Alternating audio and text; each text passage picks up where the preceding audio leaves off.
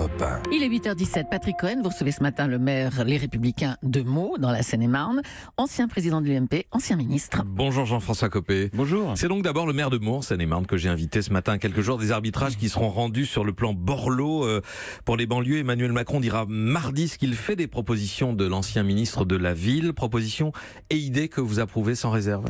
Absolument. Et c'est la raison pour laquelle j'ai décidé de rompre un peu cette période de relatif silence pour m'engager de manière très forte aux côtés de Jean-Louis Borloo pour soutenir ce plan. Pour une raison simple, c'est qu'il y a au début des années 2000, vous vous en souvenez sans doute, il était ministre de la Ville. Moi, je l'avais beaucoup accompagné, j'étais ministre du Budget, pour lancer cette agence de rénovation urbaine qui a permis de résoudre, et je dis bien de résoudre, des problèmes majeurs dans d'innombrables quartiers. Et puis au fil des années, malheureusement, ça s'est délité, la bureaucratie a repris ses pas, la lenteur est arrivée, et puis on ne voit plus de réponse. Donc Jean-Louis Borloo a présenté un plan que, pour ma part, j'ai trouvé remarquable. Il y a 19 programmes, il y a des choses qu'on doit améliorer, certainement. Mais comme je vois qu'en dehors d'un certain nombre de collègues maires qui connaissent les problèmes auxquels nous avons à faire face dans les quartiers difficiles, il y a une espèce de silence. Je me dis, il faut quand même qu'un certain nombre d'acteurs qui, sur le terrain, comme je le fais à Meaux, ont trouvé des solutions, s'engagent. Il n'y a pas seulement du silence, il y a aussi une musique à droite qui dit on a déversé des milliards dans les banlieues, en pure perte pendant toutes ces années, sans résultat. À quoi ça sert de continuer? Vous entendez ça, Jean-François Copé? Oui, mais je pense que ce sont des clichés. Parce qu'en vérité, on ne veut pas voir qu'il y a des endroits où ça a marché, où les résultats ont été remarquables. Et moi, je veux témoigner que la politique, dans ces cas-là, ça sert à quelque chose. Regardez ce qu'a fait Pierre Font à Sartrouville, regardez ce qu'a fait Pierre Bédy à Mantes-la-Jolie et ainsi de ses successeurs, Patrick Devedjian-Antony, moi-même à Meaux. Grâce à ces crédits, grâce au fait d'avoir travaillé méthodiquement à casser les tours, à déghettoiser, à mettre des caméras de vidéosurveillance et des policiers municipaux, à mettre des zones franches pour défiscaliser les entreprises qui embauchent les gens des quartiers, et comme par hasard, les indicateurs sont meilleurs. La délinquance baisse, le chômage baisse, on arrive à redonner à ces quartiers du sens. Alors il y a encore des combats à mener, mais ce que je note, c'est que là où ça marche pas, c'est là où on n'a pas suffisamment fait. Et oui, c'est la faute à qui? Dans les endroits, dans les villes en échec, on connaît, dont on parle régulièrement. Ça dépend, ici. Ça peut dépendre de plein de choses, ça peut dépendre de la lenteur bureaucratique, ça peut dépendre d'équipes municipales peut-être moins conscientes que d'autres, de l'urgence du problème.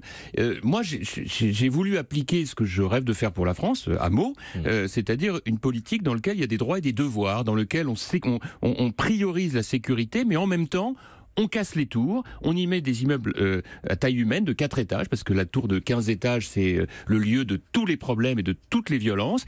Et puis, on instaure du respect.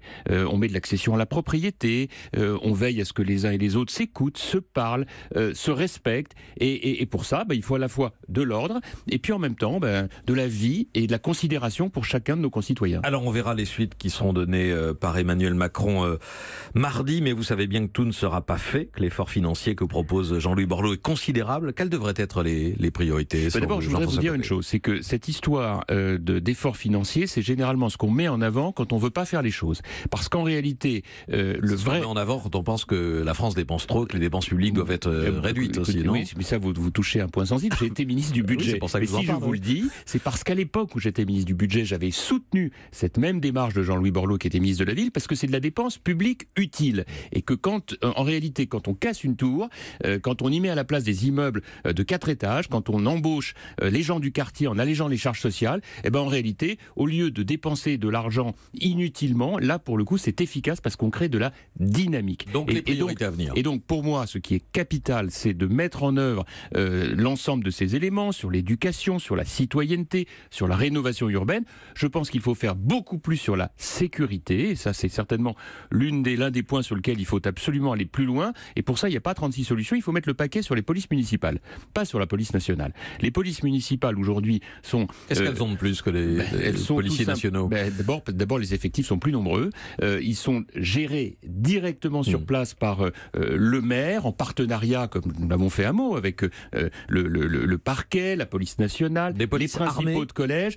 bien entendu armés, avec des caméras de vidéosurveillance qui permettent aux gens de se sentir rassurés. Vous savez, bien souvent, c'est parce qu'on a peur les uns des autres, notamment dans ces quartiers, qu'on ne se parle pas, qu'on ne s'écoute pas, qu'on ne se respecte pas. Et moi, j'ai vu les résultats concrets à Meaux.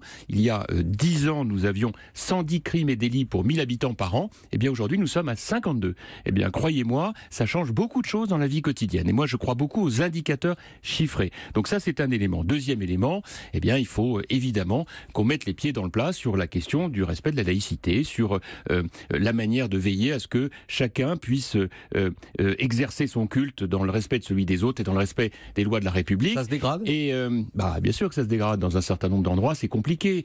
Mais je voudrais, si vous le permettez, puisque vous évoquiez tout à l'heure un certain nombre de critiques, dire la chose suivante.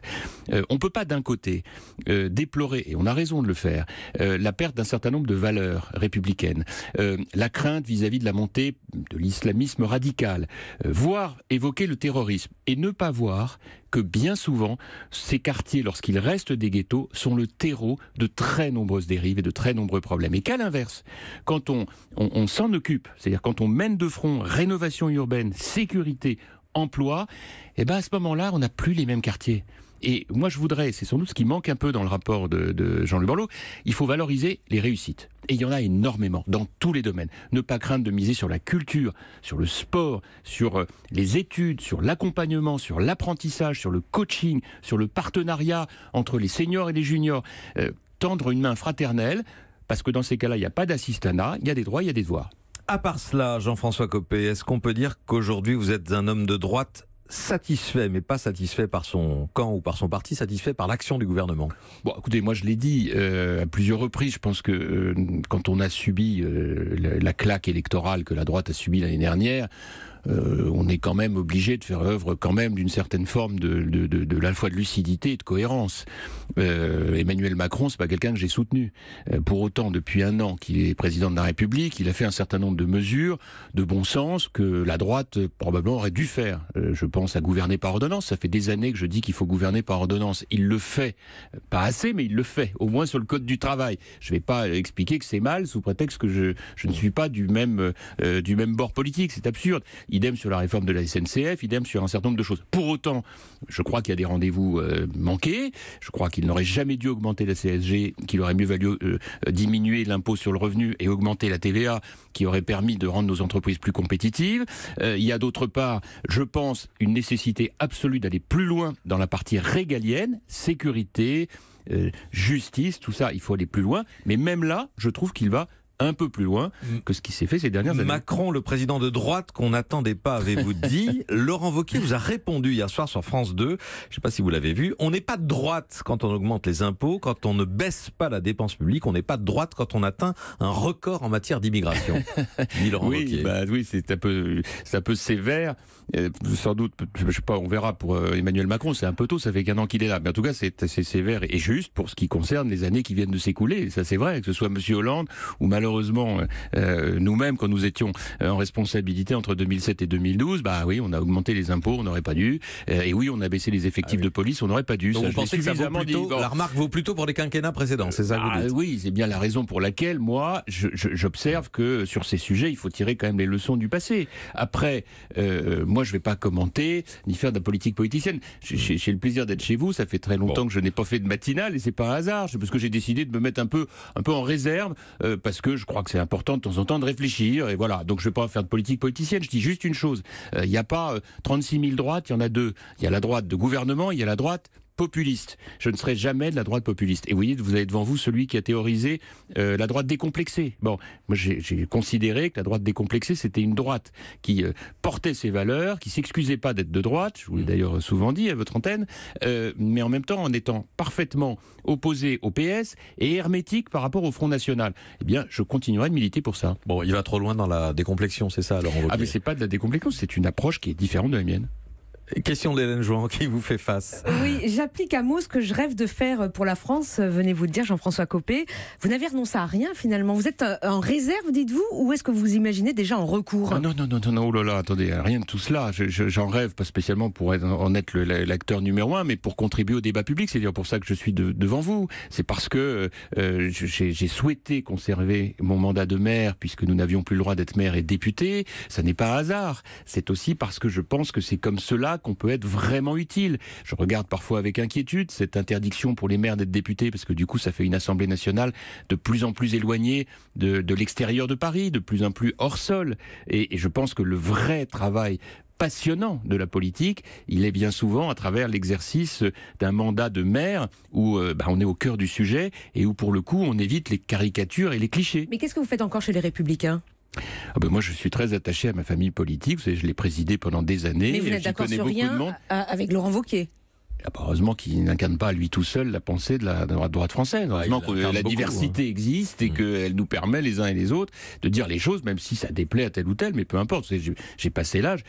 Quand on a passé dans sa vie un certain nombre d'étapes, pour ne pas dire d'épreuves, on n'est pas très impressionnable. Hein. C'est le chef de file quand même de votre mouvement. Est-ce qu'il doit clarifier la politique de LR sur le plan européen à un an des européennes? Lui, je ne sais pas, mais nous, oui. Ouais. Vous savez, moi je vous renvoie, mon ami Philippe Juvin a fait une tribune. Exactement. Dans l'Opinion avant-hier. LR doit cesser ses critiques sur l'Europe, dépoussiérer son discours et affirmer que nous sommes sans ambiguïté pour l'intégration européenne. Il a tout dit. Moi, vous savez, je vais vous dire une chose, je pense que la tribune de Philippe Juvin, elle va faire date, parce qu'il a mis les pieds dans le plat. C'est un remarquable connaisseur de la chose européenne, puisqu'il est député européen depuis des années, comme d'autres, et il y a Franck Proust, il y en a beaucoup d'autres qui connaissent tout cela. Moi, je vais vous dire une chose.